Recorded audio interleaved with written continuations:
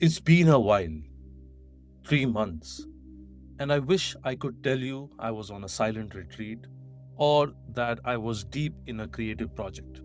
But the truth is, I had to press pause on this podcast because I was in a storm of anxiety so thick that I could not find the words.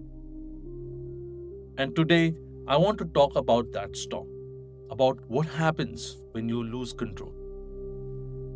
This is still becoming a space for messy, unfinished parts of being human. I am your host, Anish. The first wave was a choice. My wife and I decided to buy a new house. It was exciting, but it was also the single biggest financial decision of my life. A quiet, humming anxiety that asks, are you sure you know what you're doing? The second wave, though, was not a choice. A wave of layoffs hit my company. My own job was not impacted, but my work world transformed overnight. Friends, colleagues were suddenly gone, and I was left with this strange, heavy cocktail of gratitude, grief, and a profound survivor's guilt. And underneath it all, the ease of the unknown. The quiet, terrifying question, am I next? Now, these two waves hit at the same time, and as a result, my complete system went into overload. The anxiety became a constant companion. I stopped sleeping, I was irritable, distant. I was in a panic, and the worst part was I could not see a way out. The root cause of it all, a complete and total lack of control of my surroundings. I was stuck with my face pressed right up against the elephant. All I could see was this terrifying grey wall of fear.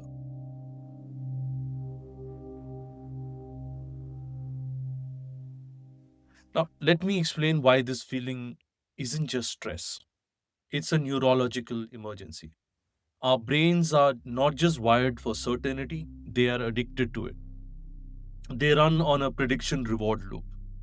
Think of your prefrontal cortex, the CEO of your brain, as constantly writing a script for the day. Each time a prediction comes true, you get a tiny calming hit of dopamine. The script is working, the world is safe, right? But during an upheaval, like a house purchase or a job uncertainty or any kind of big decisions that are not part of the script, the prefrontal cortex keeps sending questions to this environment and says, what happens next? Am I safe? What's the plan? And the environment sends back the same static: unknown, unknown, unknown.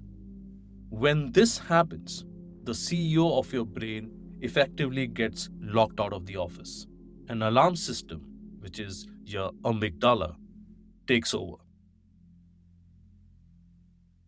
Amygdala, this ancient primal structure of your brain, has just one job: survival. It is the part of the brain controls the fight or flight response. It doesn't do any nuance. It scans for threats, and unknown registers as the highest level of threat. So it floods your system with cortisol and adrenaline, putting you in a state of high alert. This is why anxiety in these moments isn't just a character flaw, it is a physiological hijacking. You are not just worried, you are in a biological state of seeking threats in a fog of war.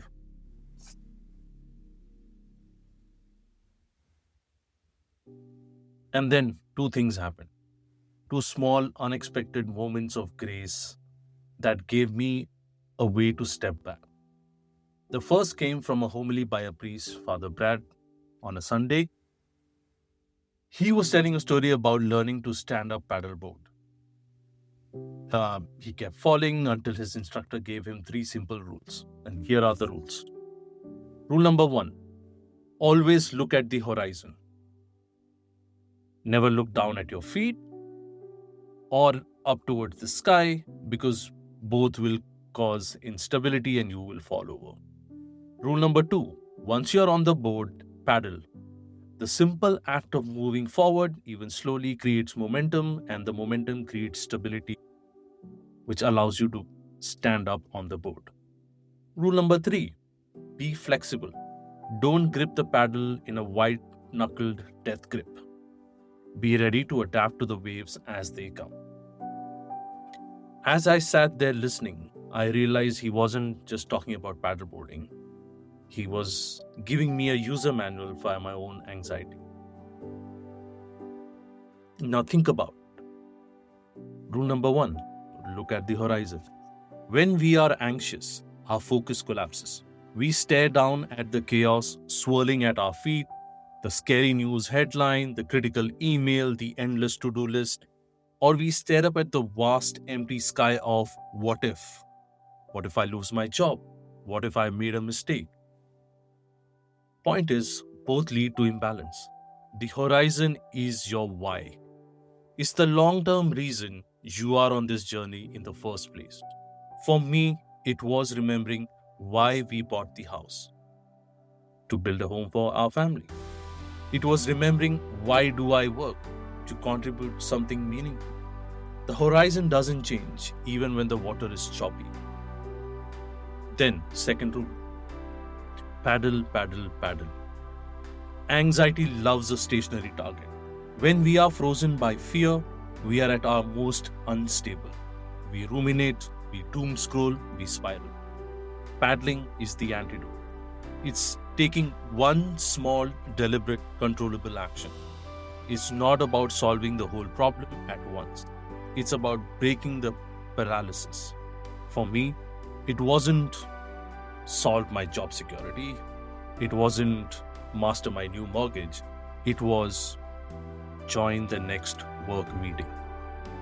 Finish the next to-do on your desk. The action itself is almost irrelevant. The momentum is everything. It proves to your anxious brain you are not helpless. And finally, rule 3. Be flexible. In a storm of uncertainty, our instinct is to grip controls tighter, to plan for every contingency, or to try and force the world to bend to our will. That's the death grip. It makes you rigid, and a rigid board is the first one to flip over in a big way. Flexibility is the opposite. It's holding your plans with an open hand. It's accepting that you cannot control the waves. You can't control the economy or a CEO's decision, but you can control your own balance. It's trusting your ability no matter what the water does.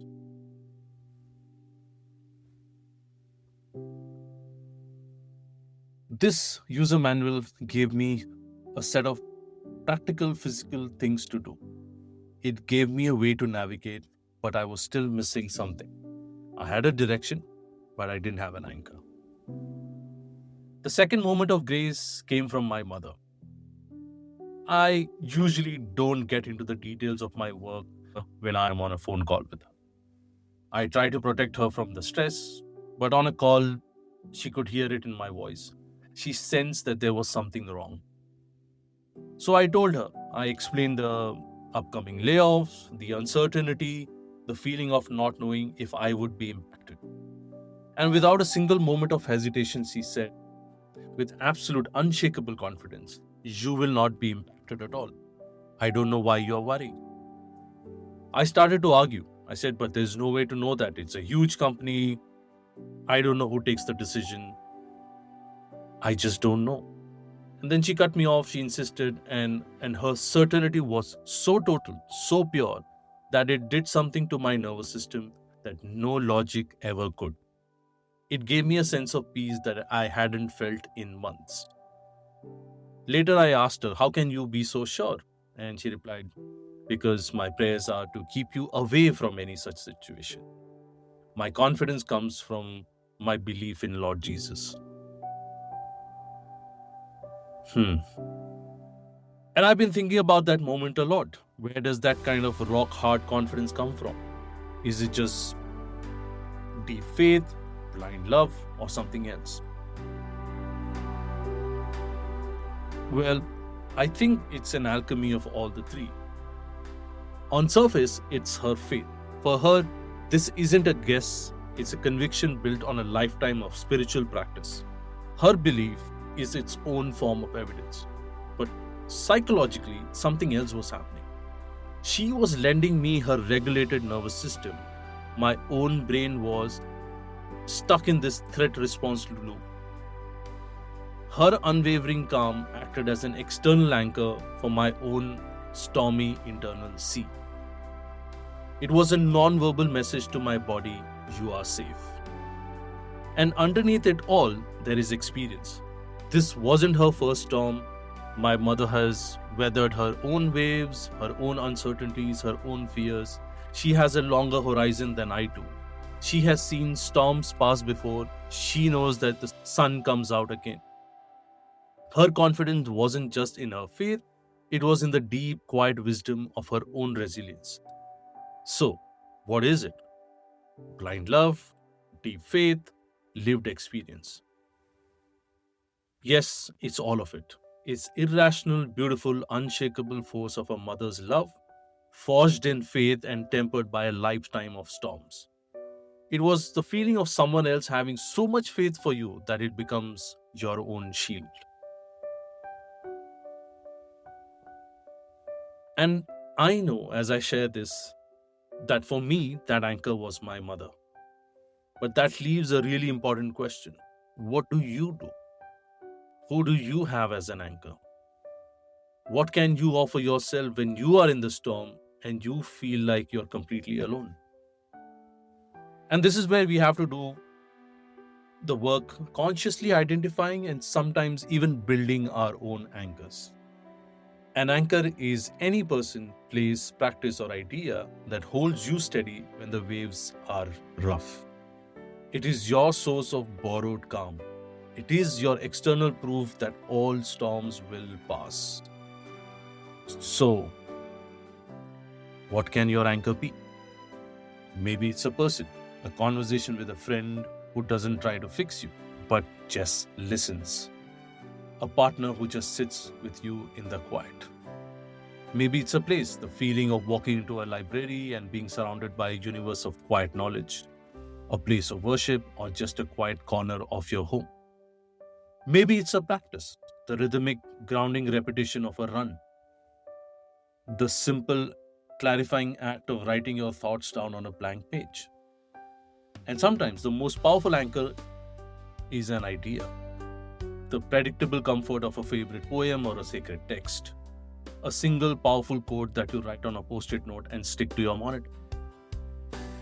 The work isn't to have my anchor, the work is to find your own.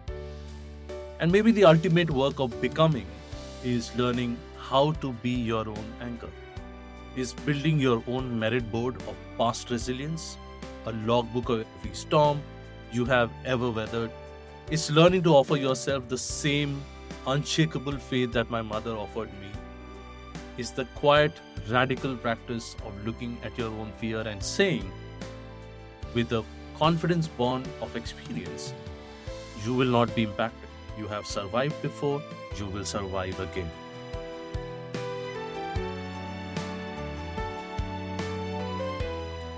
These two moments gave me everything I needed to navigate the storm. One was direction, the other was an anchor. And they did more than just help me step back from the elephant. They did the most important thing. They gave me back my voice. For the last 3 months, the microphone felt too heavy to pick up, not because I had nothing to say, but because I didn't know how to say it without the storm leaking through. And I did not want to bring that here to you. But I realize now that was a mistake. This space was never meant for only the polished insight. It was built for messy, unfinished parts. And for a while, I forgot that. So thank you. Thank you for your patience. Thank you for being here now as I find my way back into this conversation. The horizon I am looking at is clear. It's right here. It's the connection. The anchor is set, and this is the shared understanding that becoming is not a straight line. And I'm so glad to be paddling forward with you again. Until next time, This is Anish, still becoming, again, right alongside you.